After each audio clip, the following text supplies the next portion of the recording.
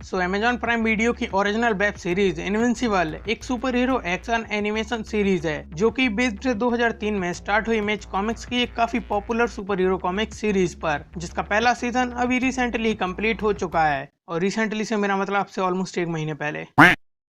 और Amazon prime ने इस शो की माइंड ब्लोइंग सक्सेस को देखकर इसे 2 और सीजन के लिए पहले ही रिन्यू करवा दिया है। तो इनविंसिबल की स्टोरी है 17 साल के मार्क ग्रेसन नाम के एक आम लड़के के बारे में, जिसकी जिंदगी भी किसी दूसरे एवरेज अमेरिकन टीनेजर जैसी ही है, एक्सेप्ट द फैक्ट कि इसका बाप अर्थ पर मौजूद सबसे पावरफुल बीइंग और दुनिया का सबसे पॉपुलर सुपर हीरो है। पर असल में ओमनी मैन कोई ह्यूमन ही नहीं है।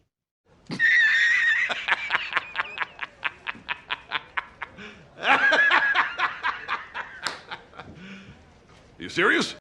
बल्कि असल में ओमनी मैन विल्ट्रम नाम के एक प्लेनेट का रहने वाला प्राणी है, जो कि कई साल पहले अपने किसी मिशन के दौरान अर्थ पर आता है और फिर मार्क की माताजी के प्रेम में पड़ने के बाद अर्थ पर ही रह जाता है। और शायद अभी तक तुमने गैस कर ही लिया होगा कि ओमनी मैन असल में पॉप कल्चर में मौजूद सुपरमैन का एक और रीइमेजिन्ड वर्जन है, जिसके पास भी सुपरमैन के जैसे ही गॉड लाइक पावर्स हैं एक्सेप्ट हीट विजन, क्योंकि मुझे तो पूरे सीजन में वो ऐसे किसी पावर का यूज करते हुए कहीं नहीं दिखा। बाकी अगर मैं वो भूल गया हूँ तो याद दिला देना।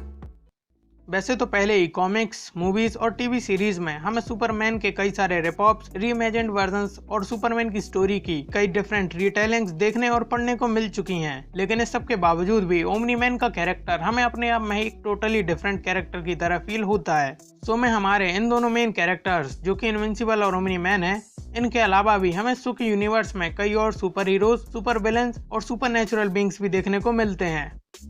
भले ही इनविंसिबल एक एनिमेटेड सीरीज है, पर अगर आपने इसके बारे में थोड़ी बहुत बातें भी सुन रखी हैं तो आपको पता चल ही गया होगा कि इसका एनिमेशन होना इसे बचकाना या बिल्कुल भी किड फ्रेंडली नहीं बनाता है, बल्कि इसके विपरीत, क्योंकि इस सीरीज को एनिमेशन के थ्रू प्रेजेंट किया गया है। इसमें एक्सेसिव गोर और वायलेंस को दिखाना लाइव एक्शन के मुकाबले कंपैरेटिवली काफी आसान हो जाता है, और इस शो के क्रिएटर्स ने इस चीज का काफी बढ़िया फायदा भी उठाया है।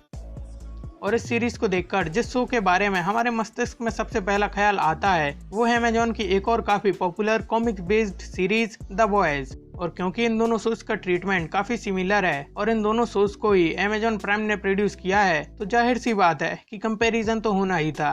तो हाँ, इन दोनों सीरीज में हमें काफी ब्रूटल एक्शन देखने को मिलता है, और इन दोनों सीरीज का अपना खुद का एक सुपरमैन और एक जस्टिस लीग जैसी टीम भी है। लेकिन मोस्टली इन 2-3 छोटी मोटी चीज़ों के अलावा हमें इन दोनों शोज के नैरेटिव में कोई भी भारी सिमिलरिटी देखने को नहीं मिलती है, क्योंकि जहां द वॉइस की स्टोरी का नैरेटिव मोस्टली वर्ल्ड की पॉलिटिकल और कॉर्पोरेट वाली साइड को एक्सप्लोर करता है, वहीं इनविंसिबल की स्टोरी एक kind of coming of age story है, featuring super powered wings, profanity and extreme violence.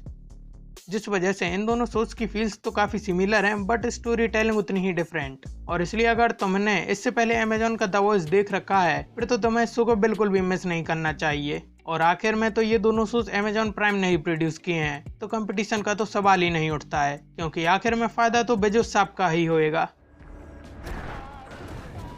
तो in my opinion invincible easily recent times की one of the best super hero series है, जिसे आपको बिल्कुल भी मिस नहीं करना चाहिए।